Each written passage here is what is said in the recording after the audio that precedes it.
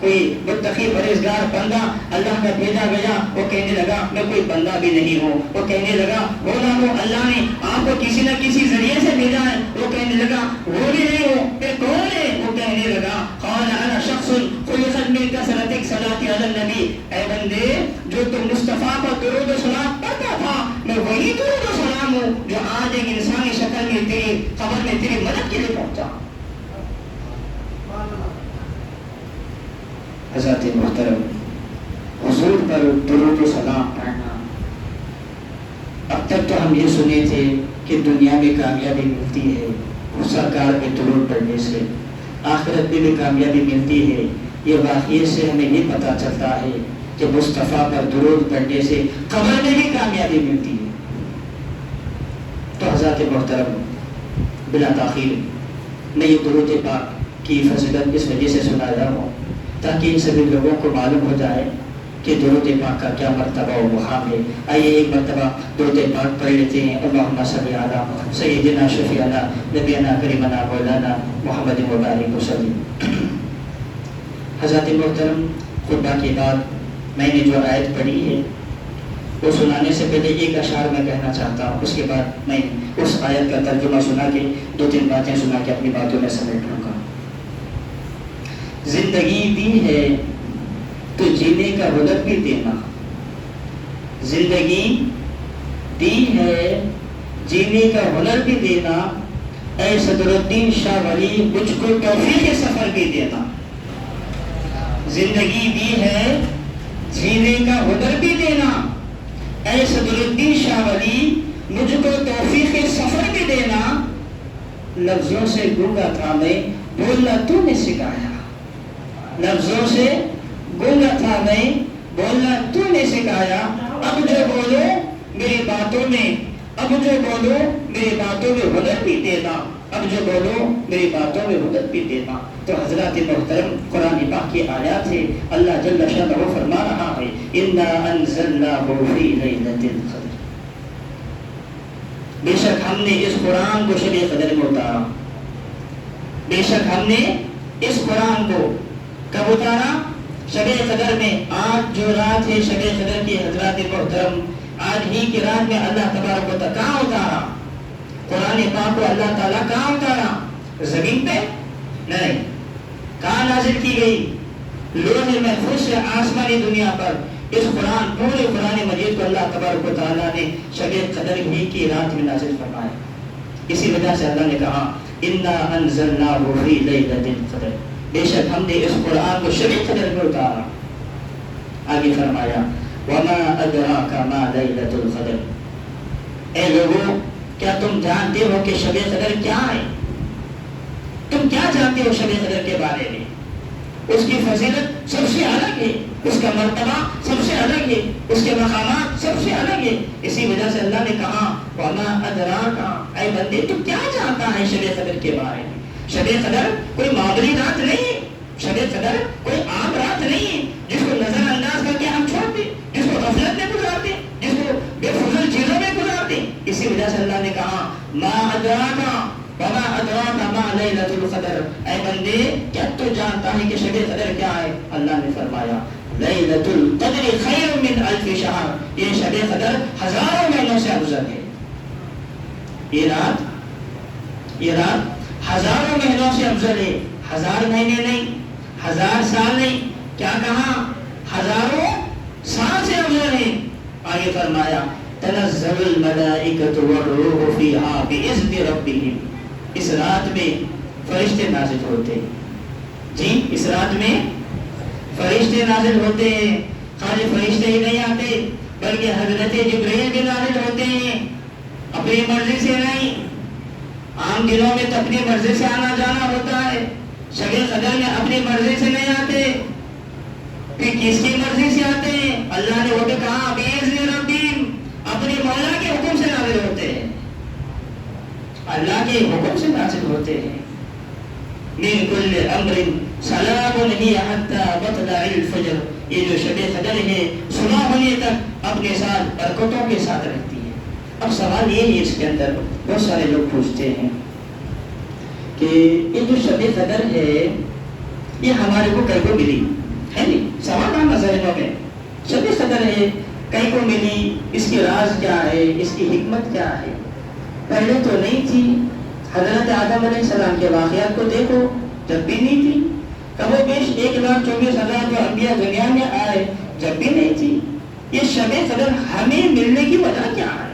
کس وجہ سے شب قدر ہمیں دیا گیا؟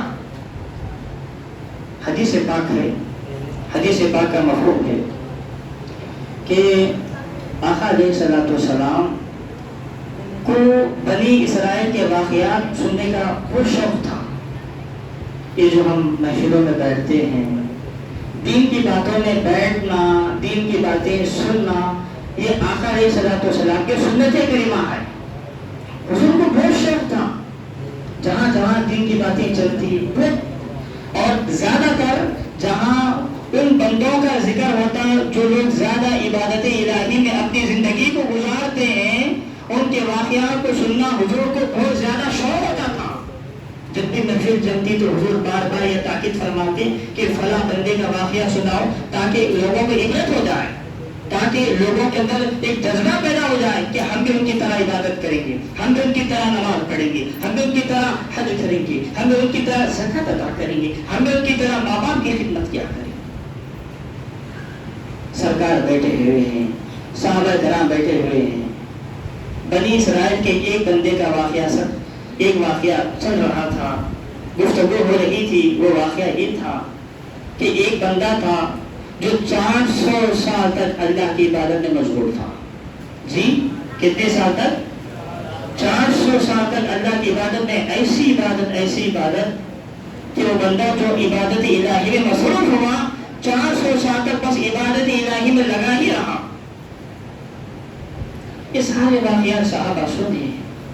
بس صحابہ کرام اٹھ کے ادب و احترام سے کھڑے ہوئے, کہنے لگے یا رسول اللہ فداک امی و ابی, سرکار میرے ماں باپ آپ کو قربان, میں آپ سے کچھ عرض کرنا چاہتا ہوں.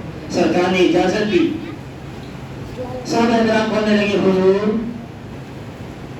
آدم علیہ السلام کو 1000 سال تک عبادت کرنے کی توفیق ملی, نوح علیہ السلام کو 950 سال تک عبادت کرنے کی توفیق ملی.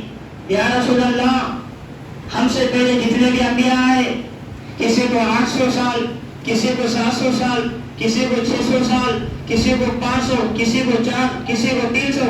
سرکار عمریں بڑھی تھی, عبادت کر دی ہے. سرکار ہم سب سے آخری پچھلی امت ہے, ہماری عمریں بھی چھوٹی ہے, بہت سے بہت 60 سال, 70 سال, 80 سال.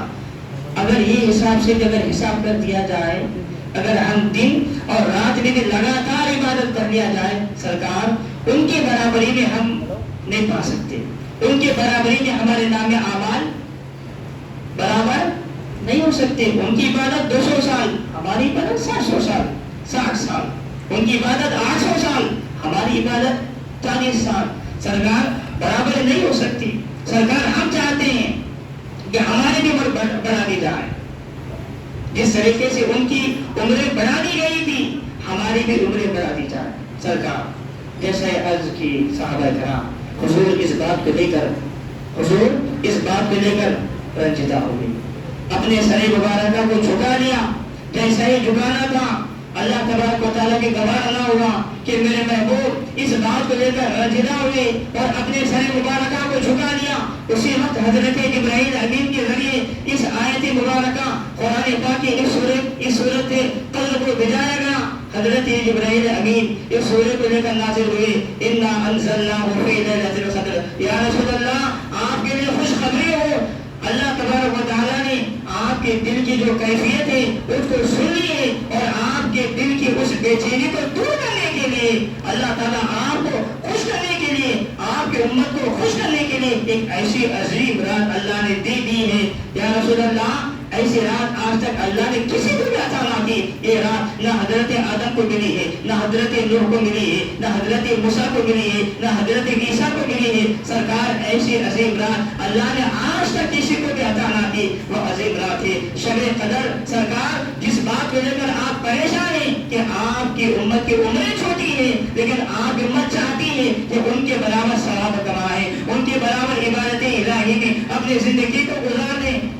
اللہ تبارک و تعالیٰ آپ جس بات کو لے کر مایوس ہے، اللہ کہہ رہا ہے اے میرے محبوب آپ خوش ہو جائیے، ہم آپ کو ایسی رات دیں گے جو شب قدر ہے، اس رات میں آپ کا جو کوئی بھی امتی اعمال کرے گا، ساری رات عبادت الہی میں مصروف رہے گا، اس بندے کو ہم ان سے زیادہ ثواب دینے والے ہیں، ان سے زیادہ ثواب دینے والے ہیں۔ اسی وجہ سے اللہ نے قرآن مجید میں کہا لیلۃ القدر خیر من الف شہر، یہ رات ایسی عظیم رات ہے جس میں عبادت کر رہے 1000 مہینے نہیں، 1000 سال نہیں، 1000 مہینوں سے بھی زیادہ ثواب دیا جاتا۔ یہ وہ عظیم رات ہے، سرکار کی وجہ سے یہ رات ہمیں نصیب ہوئی ہے۔ اب سوال یہ ہے، صحابہ کرام عمر مانگے تھے، اللہ تعالیٰ رات دیے، یہ کیا بات ہوئی؟ نہیں، صحابہ کیا چاہ رہے تھے؟ عمر چاہ رہے تھے نا، سرکار کے سامنے کیا کر سے سوال کرنے لگے، حضور ہماری بھی عمر ان کی طرح بڑھا دی جاتی، ہم بھی 200 سال عبادت کرتے، ہم بھی 400 سال عبادت کرتے، لیکن اللہ نے کیا کیا؟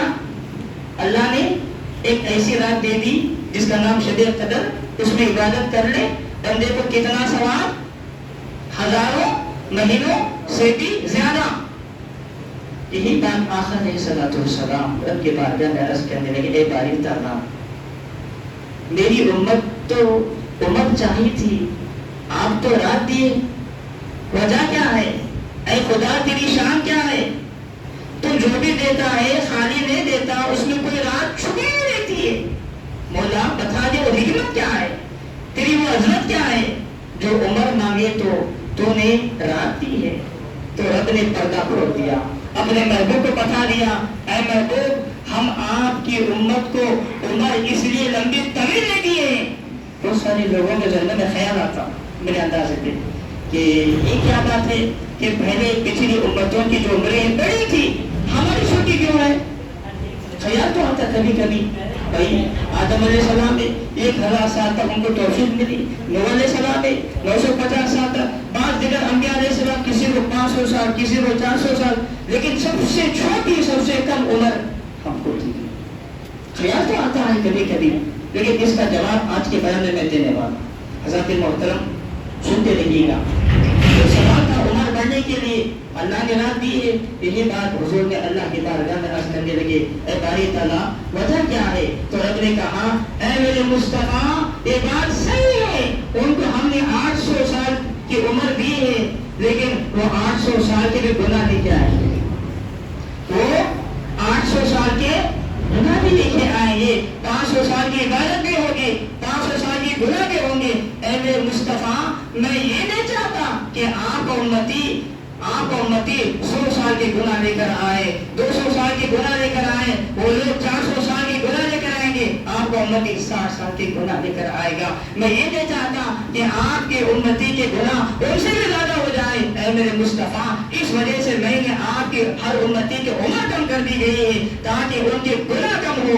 ان کے گناہ کم ہو، اور ثواب میں نے اتنا بڑا دیا ہے۔ شب قدر جیسے عظیم رات ہم نے دے دی ہے، اس رات میں آپ کا جو کوئی بھی امتی عبادت کر لے گا، ساری رات عبادت الہی میں مصروف ہو جائے گا، اس بندے کو ہم ان سے بھی زیادہ ثواب دینے والے ہیں، ان سے بھی زیادہ ثواب دینے والے ہیں۔ حضرات محترم یہی وہ راز ہے جو اللہ نے بتایا ہے، عمر اس لیے کم دی ہے تاکہ ہمارے گناہ کم ہو جائے، ہمارے گناہ کم ہو جائے، ثواب زیادہ ہو جائے۔ اسی وجہ ہے کہ کل بروز محشر سب سے پہلے جنت میں کون جائیں گے؟ ہم جائیں۔ سب سے پہلے کون جائے؟ سرکار کے صدقے میں ہم جائیں۔ وجہ کیا ہے؟ ہمارے گناہ کم ہیں، ان کے گناہ زیادہ۔ یہی وہ راز ہے خدا کی جو اللہ نے عمریں چھوٹی رکھی ہے۔ لوگ اس بات کو لے کے افسوس ہوتے ہیں، خدا کی شان دیکھو، خدا نے عمر اس لیے چھوٹی رکھی ہے تاکہ ہمارے گناہ بھی کم ہو جائے، ہمارے گناہ بھی کم ہو جائے۔ بہرحال حضرات محترم حدیث پاک میں آیا ہے کہ چند مخصوص فرشتے اور حضرت جبریل علیہ السلام اللہ کی بارگاہ میں عرض کرتے ہیں، اے باری تعالیٰ ہمیں دنیا میں جانے دے، ہم تیرے ان بندوں کی زیارت کرنا چاہتے ہیں جو ہم سے بھی زیادہ بہتر عبادت کرتے ہیں۔ سنیے زیادہ بہتر عبادت کرتے. یہ کون فرما رہے؟ حضرت جبریل. کون فرما رہے؟ اللہ کے وہ پاکیزہ فرشتے جنہیں گناہ نہیں معلوم، گناہوں سے معصوم ہے. کیا کہہ رہے ہیں؟ اے اللہ ہمیں دنیا میں بھیج، ہم کس سے ملنا چاہتے ہیں؟ تیرے ان بندوں سے جو ہم سے بھی زیادہ بہتر عبادت کرتے، ہم سے بھی اچھی عبادت کرتے. بڑی حیرت کی بات ہے کہ بھائی وہ کون سا بندہ ہے جو فرشتے میں زیادہ عبادت کر سکتا ہے، جس کے اندر اتنی طاقت ہے جو فرشتے سے بھی زیادہ عبادت کر سکے. ایک فرشتہ جو اللہ کا حکم ہو جائے صبح قیامت تک سر سجدے میں رکھتا ہے، اللہ کا حکم ہو جائے صبح قیامت تک حالت قیام میں رہتا ہے، اللہ کا حکم ہو جائے حالت رکوع میں رہتا ہے، اللہ کا حکم ہو جائے جس حکم پر اللہ حکم دیتا ہے وہ حکم کو فوراً تسلیم کرتا ہے. وہ کون بندہ ہے جو فرشتوں سے بھی زیادہ عبادت کرتا ہے؟ بہرحال فرشتے کہتے ہیں کہ مولا ہم جانا چاہتے ہیں، کیونکہ وہ بندے ہیں جو ہم سے بھی زیادہ بہتر عبادت کر رہے ہیں. ہماری عبادت ان کے سامنے کچھ بھی نہیں ہے. کون کہہ رہے ہیں؟ فرشتے. پورا سال دعا کرتے ہیں. بھائی یہ جتنی باتیں میں سنا رہا ہوں بے فضول نہیں، آپ لوگ غلط نہ سمجھنا، پورے احادیث پاک کی روشنی میں کہتے ہیں کہ باری تعالیٰ بھیج. پورا سال دعا کرتے ہیں. انہیں وہ فرشتے جو مخصوص ہیں اور جبرائیل علیہ السلام یہ دونوں عرض کرتے ہیں مولا ہمیں دنیا میں بھیج، ہم جانا چاہتے ہیں. پورا سال دعا مانگتے ہیں. ان کی دعا شب قدر میں قبول ہوتی ہے. ان کی دعا شب قدر میں قبول ہوتی ہے. اور وہ دنیا میں آتے ہیں. یہی بات اللہ نے قرآن میں کہی تنزل الملائکۃ والروح فیہا.